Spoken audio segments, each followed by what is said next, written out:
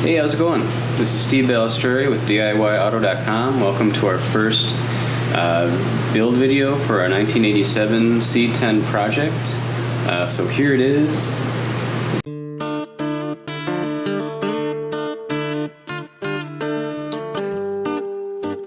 What we have here is a 1987 Chevy C10. So it has the standard 305 V8.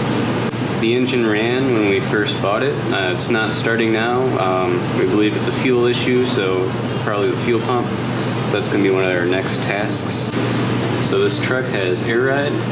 This one has a compressor mounted to the engine, which is kind of nice. So when we add our new air management system, we'll have to rewire and replumb that. So overall, the body is in decent shape. You know, there are a couple little dings and dents, but nothing too bad. A little bit of rust, which I'll show you in a minute. But overall, it's a very solid truck to start with. We're also going to do a little bit of dressing up in the interior. Maybe throw a Mexican blanket on the seat, new steering wheel, like the wood old-fashioned steering wheel, and just any other little dress-up things in here. Pretty basic truck, and we want to keep it that way, so nothing too fancy. So here's the interior. Not too bad, although you can see the floor down there, so that's something we're gonna have to take care of at some point. Another thing we're gonna do is basic maintenance to the brakes and suspension system.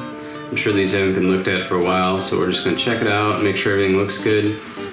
There's also potentially a cheap way of adding discs to the rear instead of the drums, using, I believe, a Chevy Astro van front disc brakes, which I guess bolt right up. So we're going to check that out as well, just make sure this truck is safe for the road.